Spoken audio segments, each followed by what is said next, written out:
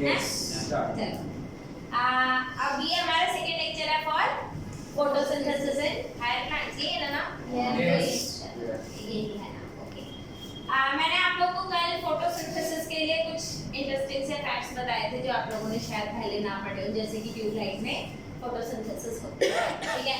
और उसका बहुत बढ़िया एग्जांपल है जो घर पे आप नवरात्रों में चौक बोलते हो, ठीक है? तो that is the best example.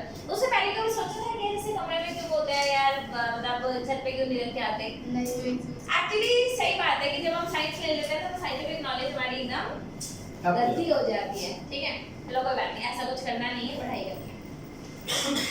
बच्चे कल हम लोगों ने एक बड़ा ही बढ़िया एक्सपेरिमेंट देखा था, अगर आप लोगों को याद हो तो क्लेडोफोरा पे हमने एक एक्सपेरिमेंट देखा था, ठीक है? So T W. Engelmann, right?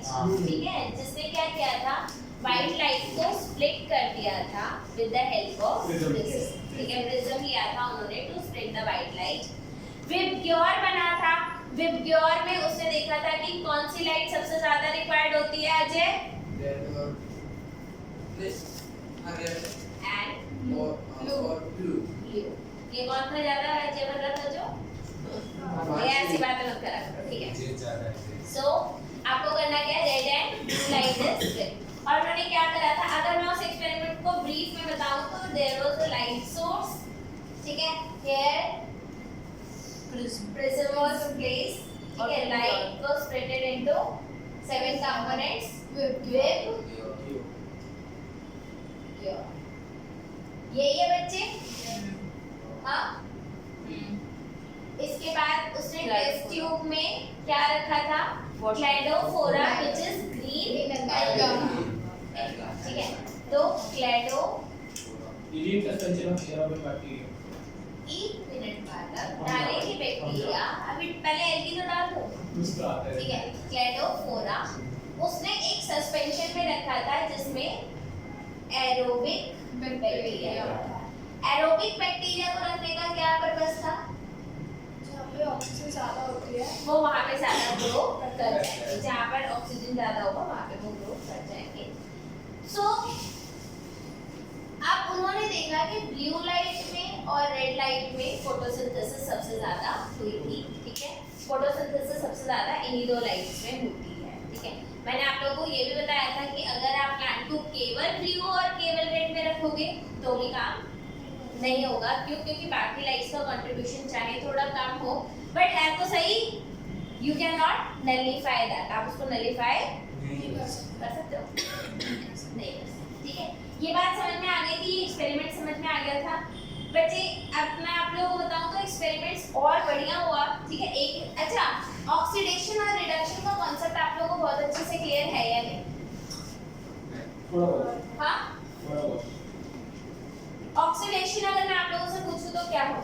Reduction of hydrogen. Oxidation में बेसिकली आप लोग अगर एक बात ध्यान रखोगे, ठीक है? That is first thing, oxygen is added, ठीक है? Hydrogen is removed and electron is removed और गेन। इलेक्ट्रॉन क्या होता है? Electron removed. Oxygen is a electronegative element. Oxygen कैसा है? इलेक्ट्रोनेगेटिव है। इलेक्ट्रोनेगेटिव का मतलब क्या है? वो जहां जाता है इलेक्ट्रॉन अपने पास छीन लेता है, नहीं छीन लेता, ठीक है? ऑक्सीजन से ज्यादा इलेक्ट्रोनेगेटिव कोई एलिमेंट है? फ्लोरीन, ठीक है? अगर आप ऑक्सीजन और फ्लोरीन का कंपाउंड बनाओगे तो that compound will not be F2O नहीं बनता, वो कभी भी वो OF2 बनता है हमेशा। जो आपका इलेक्ट्रोनेगेटिव एलिमेंट होता है उसको कहां पर रखा जाता है? टुवर्ड्स राइट हैंड साइड, ठीक है? और जनरली आपका ऑक्सीजन राइट हैंड साइड पे रखते हैं, क्यों? Because oxygen is the most electronegative element. वो मतलब अगर उसे इलेक्ट्रॉन मिलेगा तो वो छोड़ता नहीं है उसको, ठीक है? तो किसी के साथ ऑक्सीजन जुड़ गया मतलब समझो जिसके साथ जुड़ा उसका तो इलेक्ट्रॉन गया, होती है ना बात, ठीक है? तो ये बात आपको समझ में आ गई। तो ये क्या होगा? रिमूवल ऑफ इलेक्ट्रॉन, ठीक है। एंड ऐसे ही अगर मैं रिडक्शन की बात करूं तो क्या क्या होता है? रिडक्शन होता है बच्चे आपका, अगेन सब कुछ उल्टा कर दो, oxygen is removed, hydrogen is added, and electron is gained. आई बात समझ? तो दिस इज योर, आप लोगों ने शायद 11th क्लास में रेडॉक्स चैप्टर पढ़ा है? तो आप लोगों ने रेडॉक्स में एक चीज पढ़ी होगी, each and every chemical reaction is redox. All chemical reactions are redox. Why? Because chemical reaction will occur only when there is movement of electron. अब देखो, अगर मैं हाइड्रोजन और ऑक्सीजन की बात करूं तो उतना समझ में नहीं आता, लेकिन अगर कोई इलेक्ट्रॉन दे रहा है तो किसी ने लिया भी तो होगा, ऐसे थोड़ा हवा में बांट के चल रहा है भाई, कोई लेने वाला है तभी तो कोई दे रहा है। इसीलिए सारी रिएक्शंस जो केमिकल होती हैं वो रेडॉक्स होती हैं। ये बात समझ में आई कि नहीं है? आगे ठीक है। अब ऑक्सीडेशन और रिडक्शन का कॉन्सेप्ट मैंने आपको बताया था क्योंकि फोटोसिंथेसिस में ये यूज होता है, because photosynthesis is actually a chapter of biochemistry. आई बात समझ में? ठीक है। आगे अगर हम लोग देखें बच्चे, एक बहुत ही प्यारा एक्सपेरिमेंट करा था किसने? कॉर्नेलियस, ठीक है, वैन नील। इसने करीब 1900 में एक एक्सपेरिमेंट करा था जिसमें इसने किस पे काम किया था? Based on purple and green bacteria, demonstrated that photosynthesis is light dependent, in which hydrogen from suitable oxidizable compounds reduces the carbon dioxide. ठीक है, तो उसने क्या बोला था कि hydrogen from suitable oxidizable compound, ठीक है।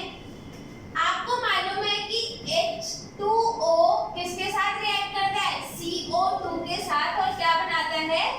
C6H12O6 and H2O plus oxygen. आपको मालूम है, हम लोगों ने लास्ट क्लास में बात डिस्कस करी थी कि this oxygen comes from water, not from carbon dioxide. Oxygen never comes from carbon dioxide. क्या ये बात समझ में आई थी? Yes. ठीक है। इसमें यहाँ से जब ये यहाँ पर गया, ठीक है, ऑक्सीडाइजेबल सब्सटेंस क्या होता है? जिसका ऑक्सीडेशन हो गया तो पानी का ऑक्सीडेशन होने के बाद वो क्या बन जाता है? O2 बन जाता है। पानी का जब ऑक्सीडेशन हो गया तो वो क्या बन गया? Oxygen, because hydrogen is now removed. ठीक है। आप लोगों ने, अच्छा आप लोगों ने बड़ा ही प्यारा कांसेप्ट सुना होगा कि आप लोगों ने को ये बात पता है, फोटोसिंथेसिस तो आप लोगों को पता है। क्या आप लोग इस टर्म से अवेयर हो? कीमोसिंथेसिस। कीमोसिंथेसिस बच्चे, photosynthesis is synthesis of food in presence of sunlight और इन प्रेजेंस ऑफ लाइट। तो what is photosynthesis? Synthesis of food in presence of light, in presence of light, ठीक है। Whereas chemosynthesis is synthesis of food in presence of some suitable chemicals. और आपको पता है there are chemosynthetic bacteria. अगर मैं आप लोगों को बात बताऊं बच्चे, जो ऑटोट्रॉफिक ऑर्गेनिज्म है, ऑटोट्रॉफिक ऑर्गेनिजम्स हैं, ठीक है, वो आपके फोटोसिंथेटिक भी हो सकते हैं और कीमोसिंथेटिक भी, ठीक है। तो I can say that all photosynthetic organism are autotrophic, but can I say that all autotrophic are photosynthetic? No, because some of them are chemosynthetic as well. आई बात समझ में आ रही है? अब इस साइंटिस्ट ने क्या किया कि अगर H2O की जगह यहाँ पर अगर मैं H2A ले लूं, where A is any substance, any, ठीक है, जिसको ऑक्सीडाइज किया जा सकता है, ऑक्सीडाइजेबल सब्सटेंस। ये क्या है? ऑक्सीडाइजेबल सब्सटेंस है, ठीक है। तो इस केस में क्या होगा? Plus CO2, it will give you C6H12O6 plus H2A, यानी कि जो भी यहाँ पर हाइड्रोजन, और देखो this also gives indication that oxygen comes from water.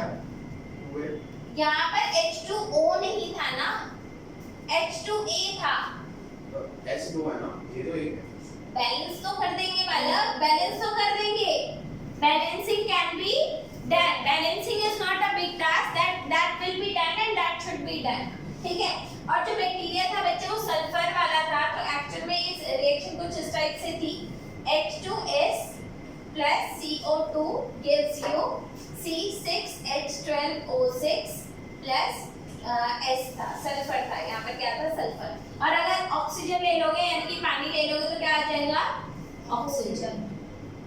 That means यहाँ पर हमें एक बात तो क्लियर हो गई that plants have ability to extract energy from water. They can extract energy from water, ठीक है। A stands for autotrophic. अरे नहीं, A is oxidizable substance, जिसका ऑक्सीडेशन किया जा सकता है। जैसे यहाँ पर पानी का ऑक्सीडेशन बन करके वो O2 बन जाता है, पानी का ऑक्सीडेशन होने के बाद ऑक्सीजन, ठीक है। So it is oxidisable substance, समझ में आई बात, ठीक है। इसके आगे देखेंगे आप, इसे हटा देते हैं। अब फोटोसिंथेसिस होती कहाँ है और क्या फोटोसिंथेसिस इतना सिंपल प्रोसेस है जितना हमें लगता है। मैं अगर आप लोगों से पूछूं फोटोसिंथेसिस कहाँ पर होती है तो आप लोगों का क्या आंसर होगा? और green point. बट ये फोटोसिंथेसिस इतना ज्यादा सिंपल, पहली बात तो प्रोसेस नहीं, इतना ज्यादा सिंपल प्रोसेस नहीं है, ठीक है। आप लोगों का फोटोसिंथेसिस कहाँ पर होता है? Green parts of plant, green parts of plant, पहली चीज राइट। ग्रीन पार्ट्स में कहाँ पर? क्लोरोफिल में होता है, क्लोरोफिल, जिनमें बेसिकली क्लोरोफिल भी क्या, आप क्लोरोप्लास्ट बोलोगे, आप क्या बोलोगे? क्लोरोप्लास्ट। हम लोगों ने सेल वाले चैप्टर में क्लोरोप्लास्ट का स्ट्रक्चर किया था, याद है? हैं? चलो ओके, अगर याद है तो बहुत अच्छी बात है। इधर एक बार क्विकली रीड्रॉ कर लें।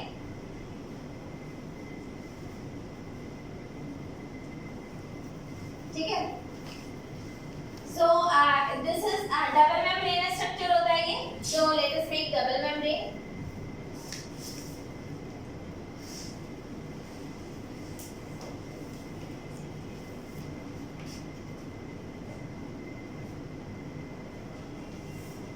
आप लोगों को अगर फोटोसिंथेसिस चैप्टर समझना है तो आपको ये क्लोरोप्लास्ट का स्ट्रक्चर बहुत अच्छे से समझना पड़ेगा, अदरवाइज आप लोगों को समझ में नहीं आएगा। Here you have thylakoid. मैं thylakoid थोड़े बड़े-बड़े बना रही हूँ।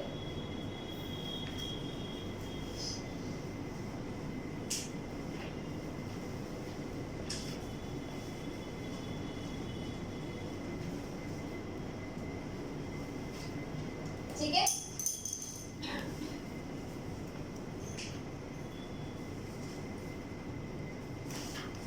So this is your structure of chloroplast, ठीक है। Here you can see ये क्या है? outer membrane, outer, ये क्या है? inner membrane, ये क्या है बच्चे? ये क्या है? ना? थाइलाकोइड, ये थाइलाकोइड है, एक सिंगल थाइला ग्रुप को ग्रैनम कहते हैं। ग्रैना, हाँ ग्रैनम, हाँ या दिस इज योर ग्रैना, ठीक है। फिर आपका क्या आता है? इधर आता है आपका स्ट्रोमा, स्ट्रोमा,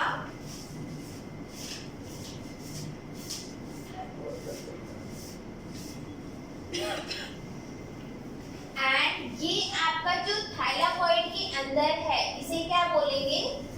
ल्यूमेन, इसे क्या बोलते हैं? ल्यूमेन। ये जो थाइलाकोइड का ल्यूमेन है बच्चे, ये बहुत ज्यादा इंपॉर्टेंट है और इसको ध्यान से करना, ठीक है। आई बात समझ में?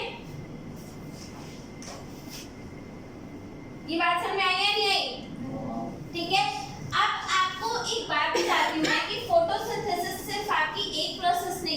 ठीक है, इसको हम दो पार्ट्स में डिवाइड कर सकते हैं. Photosynthesis can be divided into one light reactions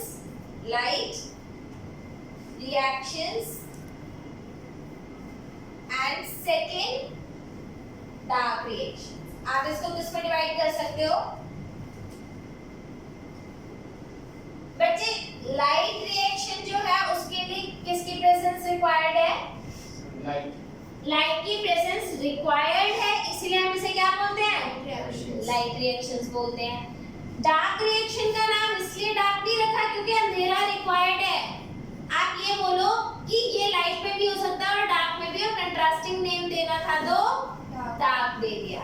हालांकि अगर मैं आप लोगों को बोलूं कि इसका करेक्ट नाम क्या होगा, करेक्ट नाम है कि ये है लाइट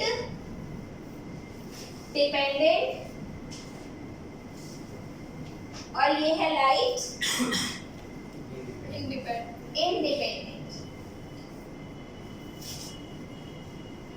आप बताओ ये बात समझ में आई है नहीं?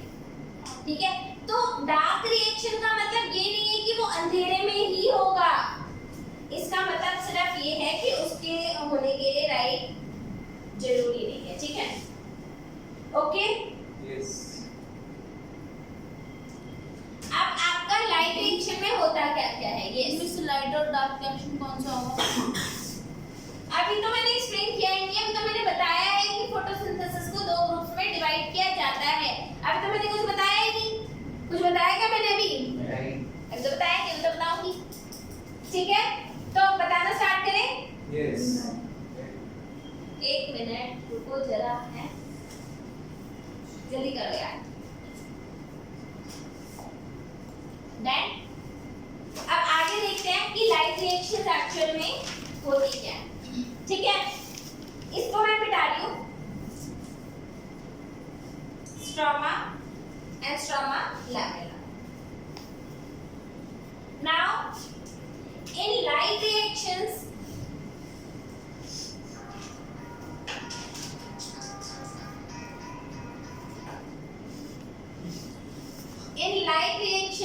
what will happen? Sunlight will be captured. ठीक है, sunlight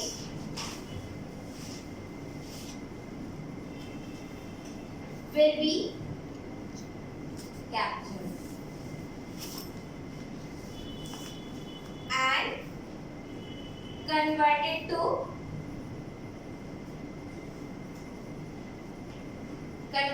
from solar, okay, and solar energy is converted to chemical energy, and solar energy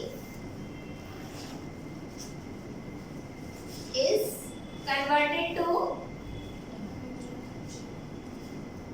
chemical energy.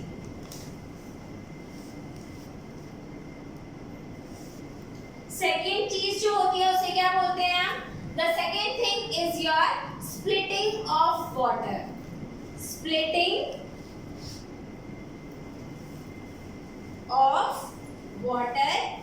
जब आपका वाटर स्प्लिट होता है तो बच्चे it forms O2 plus H positive ions. O2 बनाता है और H पॉजिटिव आयंस बनाता है. ठीक है, राइट? हाँ, फिर आता है आपका third, formation of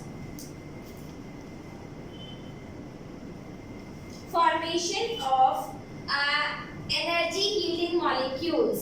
energy yielding molecules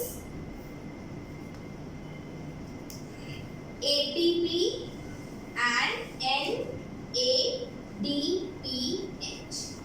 ठीक है, तो आपकी लाइट रिएक्शन में क्या क्या आ गया? पहला, your sunlight is captured, solar energy is converted into chemical energy. मैंने आपको बताया था कि सोलर एनर्जी केमिकल में कैसे कन्वर्ट होती है और कब कन्वर्ट होती है?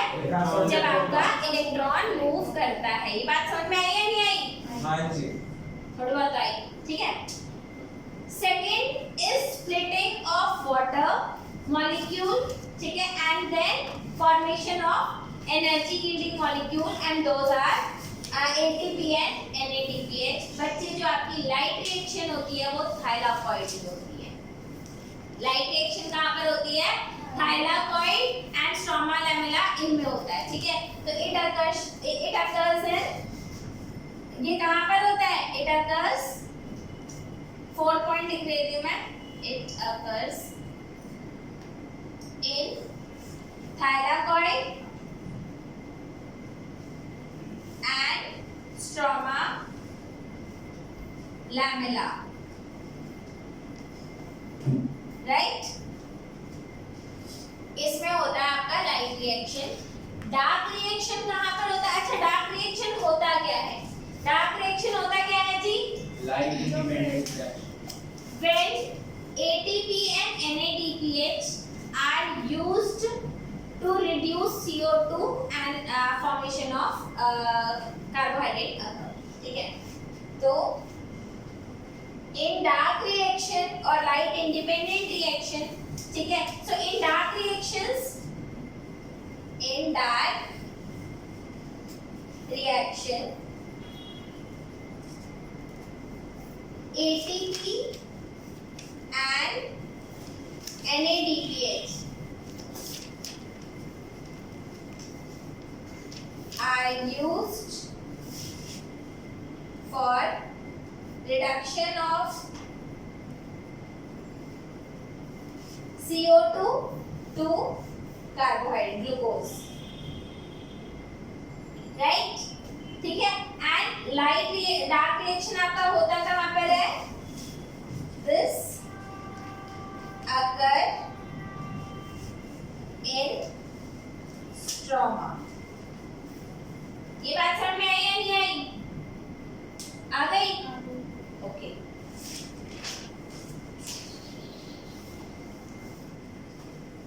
कितने टाइप के पिगमेंट्स प्रेजेंट होते हैं प्लांट के अंदर? प्लांट के अंदर आपने देखा है कि प्लांट हरे रंग के होते हैं, ये बात तो सबको पता है, ठीक है। सबको मालूम है? हाँ, यस। सही में। लेकिन क्या सारे ग्रीन कलर सेम है? सब प्लांट का सारा ग्रीन कलर सेम है? नो, नहीं, सबका ग्रीन कलर सेम तो नहीं है, ठीक है। यानी कि अब पिगमेंट आपको पता है क्या होता है? पिगमेंट होता क्या है? जो कलर देता है, ठीक है। जैसे हीमोग्लोबिन का रेड पिगमेंट, यहाँ पे ग्रीन पिगमेंट होता है, विच इज क्लोरोफिल, ठीक है। अब आपके पास होता है बच्चे, एक होता है chlorophyll A, chlorophyll A, chlorophyll B, xanthophyll and third is keratinoids।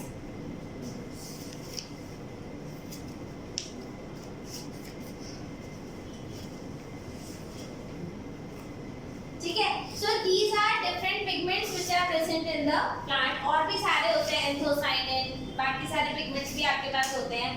They absorb light in different wavelengths। अच्छा, आप लोगों को वेवलेंथ के बारे में पता है? लाइट की वेवलेंथ के बारे में हाँ पता है? आपको मालूम है विबग्योर जो आपका होता है, विबग्योर, ठीक है। यहाँ पर जो वेवलेंथ है, it is a visible range. और विजिबल रेंज क्या होती है हमारी Shivam? Visible range of sunlight की वेवलेंथ क्या होती है? Wavelength associated with visible range. अबे तुम्हारे सर ने पढ़ाया होगा यार फिजिक्स में, पूछ क्या है सर से? हैं? आज क्लास कैंसिल होगी, इससे पढ़ नहीं पाए। हाँ जी, उत्कर्ष, what is the wavelength associated with visible range of sunlight? Kashish, say into 10 raised to by 8 meter per second square kilogram। ये तो हमें भी पता है। Seriously? वो जाते स्पीड ऑफ क्या बोला उसने? हाँ जी, ओम। अबे यार देखो, क्वेश्चन का आंसर नहीं आता है, इट्स ओके। ना समझने का नहीं आता। नहीं आता। वेवलेंथ तो पता होगा बच्चे, इसकी वेवलेंथ होती है, हमेशा याद रखना, विजिबल रेंज आपकी 400 नैनोमीटर से लेकर के 700 नैनोमीटर तक। पता था ना? बस कभी पढ़ा नहीं। पढ़ा थी। 400 to 700। तो सबसे कम वेवलेंथ किसकी होती है? वायलेट। सबसे ज्यादा वेवलेंथ किसकी होती है? रेड। इसलिए डेंजर सिग्नल्स जो बनाए जाते हैं वो लाल रंग में बनाए जाते हैं। ठीक है, जितनी ज्यादा वेवलेंथ होती है डिस्ट्रक्शन उतना कम होता है। ठीक है, नाउ जिसकी वेवलेंथ ज्यादा होती है उसकी एनर्जी उतनी कम होती है, और जितनी वेवलेंथ कम होगी एनर्जी बहुत ज्यादा होगी। समझ में आया? सनलाइट में बच्चे इलेक्ट्रॉन मूव करवाना है। तुम दिल्ली से यूएस क्यों जाओगे? एनर्जी चाहिए ना, पैसा चाहिए ना, बिना पैसे के चले जाओगे? बिना एनर्जी के पैदल तारों के नीचे से है। तारे यही बोलते हैं ना? हाँ, ठीक है। एनर्जी इज रिक्वायर्ड, और वो कहाँ से आती है? कहाँ से आती है? सनलाइट। एनर्जी कहाँ से आती है? सनलाइट। सनलाइट के पास अलग अलग टाइप के क्या है? वेवलेंथ है भाई, बहुत सारी वेवलेंथ है। तो प्लांट ने सबको एब्जॉर्ब करने के लिए तो अपने पास पिगमेंट्स नहीं रखे, लेकिन कुछ को एब्जॉर्ब करने के लिए पिगमेंट्स रखे। तो कहां से कहां तक की लाइट को एब्जॉर्ब कर सकता है? 400 to 700 को वो एब्जॉर्ब कर पाता है प्लांट। तो अलग अलग लाइट्स को अगर एब्जॉर्ब करना है तो अलग अलग मॉलिक्यूल्स चाहिए, और जो जिस लाइट को एब्जॉर्ब करेगा, रिफ्लेक्ट करेगा, उसके हिसाब से उसका कलर डिसाइड हो जाता है। ठीक है, उस हिसाब से होता है। ठीक है, तो अब है क्या, कुछ पिगमेंट्स ऐसे होते हैं जो वॉयलेट ले लेते हैं। वॉयलेट वेवलेंथ कम, एनर्जी बहुत ज्यादा, और जब रेड वाला लेता है तो वेवलेंथ ज्यादा है तो एनर्जी कम। बच्चे the right wavelength to move an electron will be this one, 700 या 680। ये जो होती है राइट वेवलेंथ होती है जिस पे आप इलेक्ट्रॉन को मूव करवा चाहते हो, यानी कि इनके पास जितनी एनर्जी होती है that energy is sufficient to move the electron, this energy is sufficient to move the electron। तो उधर का एनर्जी ज्यादा है, उधर एनर्जी ज्यादा है, तो उधर एनर्जी ज्यादा है तो क्या करा जाता है बच्चे? एनर्जी का ट्रांसफर करते हैं। एक मॉलिक्यूल जैसे मैंने ले लिया, मैंने इसको दिया, मैंने जब इसको दिया तो सारा थोड़े दिया, थोड़ी एनर्जी कम कर दी, फिर इसने उसको ट्रांसफर किया, फिर उसने किसी और को किया, उसने किसी और को किया। तो ऐसे करते करते जब इलेक्ट्रॉन के पास एनर्जी आती है तो वो राइट वेवलेंथ की बन जाती है, या राइट अमाउंट ऑफ एनर्जी की बन जाती है, and that is just to maximise the air photosynthesis. ठीक है, ये बात समझ में आई? अब हमें कैसे पता कि कौन सा पिगमेंट ज्यादा फोटोसिंथेसिस कर रहा है या कौन सा पिगमेंट कितना कर रहा है? ठीक है, तो बच्चे इन्होंने ना कुछ ग्राफ बनाए हैं, आप लोग ग्राफ देख सकते हो। जैसे इन्होंने बताया कि कौन सा पिगमेंट कितनी सनलाइट एब्जॉर्ब कर रहा है, कौन सा पिगमेंट कितनी सनलाइट एब्जॉर्ब कर रहा है। तो पहला इन्होंने ग्राफ क्या बनाया? फर्स्ट ग्राफ जो इनका बना, ठीक है, that was graph showing absorption spectrum of chlorophyll A, B and carotenoids। ठीक है, तो carotenoids का, chlorophyll A का, chlorophyll B का इन्होंने वो बनाया। ठीक है, तो graph is this visible? right, ठीक है, इन्होंने कैसे बनाया? तो the graph was like this। देखो इस रेंज में अगर मैं इसको visible range मानूं 400 और इसे माने करीब 700, ठीक है, तो फिर यहाँ पे रिड्यूस हो गया, फिर इधर फिर से बढ़ा और रिड्यूस हुआ। ऐसा ही जो क्लोरोफिल ए का ग्राफ है, सिमिलर टू दैट ग्राफ किसका था? क्लोरोफिल बी का। क्लोरोफिल बी का ग्राफ भी कुछ इसी टाइप का सा था, बस दोनों में थोड़े बहुत का अंतर था। ठीक है, लेकिन कैरोटेनॉइड्स का आप देख सकते हो ग्राफ इतना ज्यादा मैच नहीं कर रहा। ठीक है, यहाँ पर क्या है? Wavelength of light, wavelength of light. यहाँ पर क्या है? Absorption of of light by chloroplast pigment. ठीक है, तो here there is absorption. ठीक है, फिर इन्होंने देखा, एक तो इन्होंने ये देख लिया कि कहाँ पर लाइट ज्यादा एब्जॉर्ब हो रही है, दूसरा इन्होंने चेक किया कि फोटोसिंथेसिस कहाँ पर ज्यादा हो रही है. दूसरा क्या चेक करा, फोटोसिंथेसिस कहाँ पर ज्यादा हो रही है, और इसे इन्होंने कैसे मेजर करा, बाय O2 रिलीज, कि कितना ऑक्सीजन रिलीज हो रहा है. तो they saw that this graph was like this.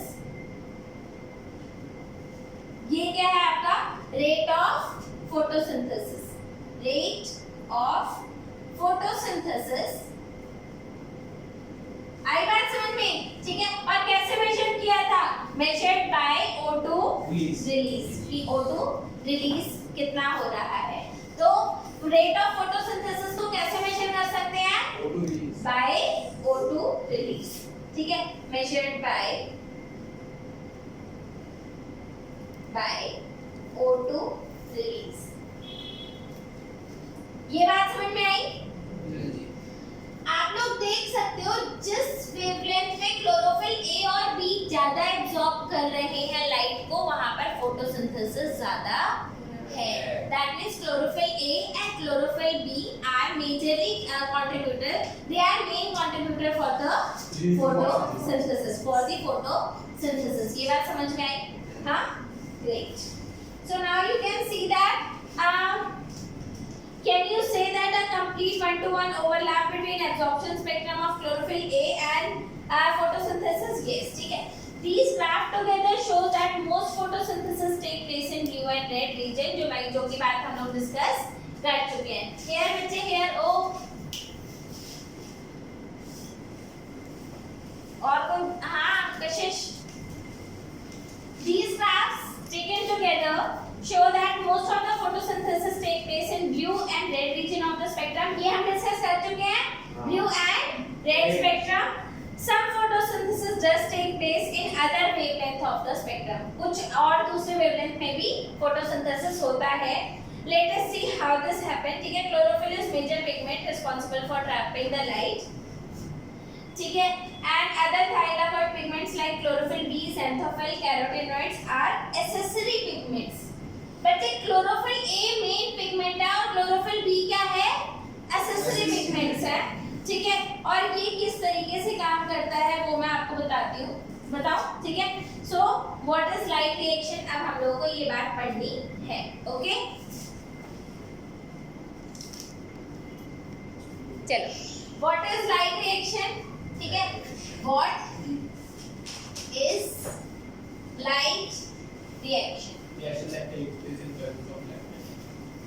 अब लाइट रिएक्शन में क्या क्या, अब देखो जो स्टेप्स लाइट रिएक्शन के हैं वो आपको बहुत ध्यान से देखने हैं. इसको हम पहली बात तो फोटोकेमिकल फेज बोलते हैं.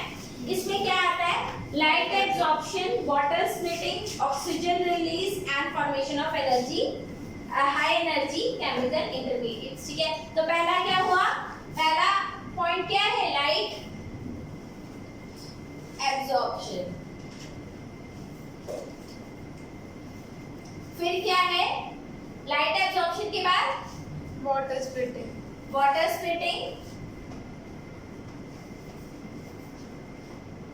फिर oxygen release and then formation of higher energy chemical intermediate, formation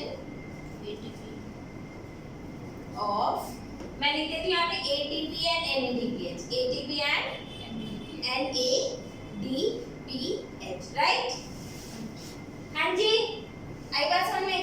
हाँ, अब अगर हम लोग यहाँ पर ध्यान से देखें बच्चे, तो मैंने आप लोगों को बताया कि कौन सा मॉलिक्यूल जो है वो बहुत ज्यादा मेजर कंट्रीब्यूटर है फॉर फोटोसिंथेसिस, क्लोरोफिल ए. ठीक है, chlorophyll A is a major contributor. ठीक है, and it absorbs light in two wavelengths. ठीक है, एक होता है आपका 680 and 700. ठीक है, 680 and 700. हाँ हाँ wavelength, whenever we are talking about this we are talking about wavelength, ठीक है। अब होता क्या है बच्चे, दो लाइट हार्वेस्टिंग कॉम्प्लेक्सेस जो हैं वो डिस्कवर हुए, लाइट हार्वेस्टिंग कॉम्प्लेक्स, ठीक है। लाइट हार्वेस्टिंग कॉम्प्लेक्स का मतलब क्या होता है, यहाँ पर आपका मेन मॉलिक्यूल है यानी कि क्लोरोफिल ए है, यहाँ पर क्या है क्लोरोफिल ए,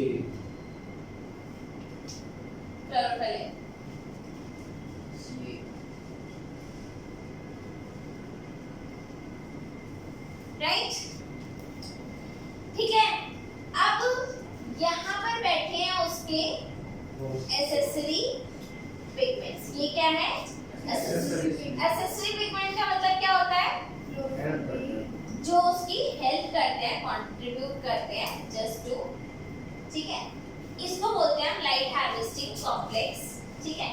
अब होता क्या है कि आप लोग को ये तो मालूम है, अब तो आप लोग को मालूम चल गया है कि विजिबल रेंज क्या होता है, विबग्योर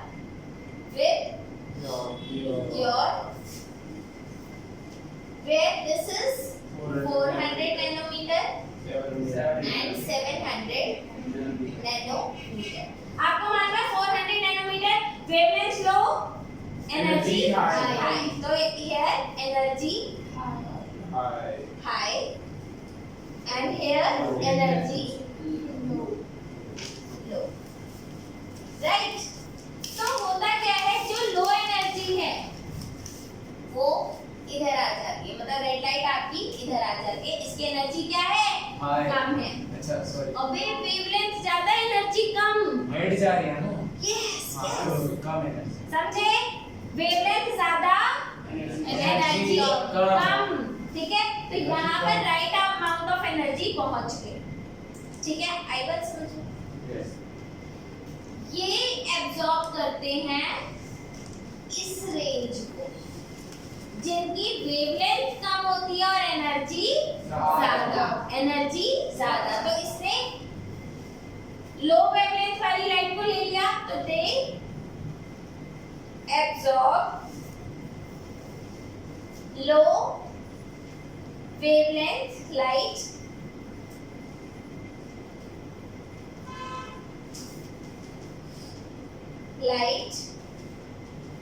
ठीक है, बट हाई एनर्जी, इसकी एनर्जी क्या है हाई एनर्जी, राइट। अब होता क्या है बच्चे, इधर से एनर्जी, पहले ये मॉलिक्यूल इसको एनर्जी देगा, ये मॉलिक्यूल इसको एनर्जी देगा, फिर ये मॉलिक्यूल इसको एनर्जी देगा। जब इधर से इधर पास ऑन हुआ, इधर से इधर पास ऑन हुआ, इधर से इधर पास ऑन हुआ, जब एनर्जी पास होती है तो एनर्जी कम होती जाती है और वेवलेंथ रिक्वायर्ड आ जाएगी, रिक्वायर्ड वेवलेंथ आ जाएगी, एनर्जी कम हो जाएगी। ये बात समझ में आ रही है या नहीं आ रही है, ठीक है।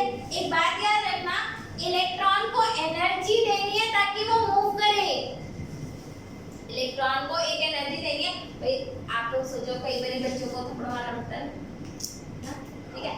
अब मान लो मम्मी पापा को गुस्सा आया, थप्पड़ मार दिया, ठीक है, थप्पड़ तो मारते हैं, चाकू थोड़ा मार देते हैं। थप्पड़ मारना क्यों जरूरी है भाई, ताकि वो सुधर जाए, राइट। चाकू मार दोगे तो काम नहीं खत्म, अच्छे से सुधर जाएगा, ऊपर ही चला जाएगा, राइट।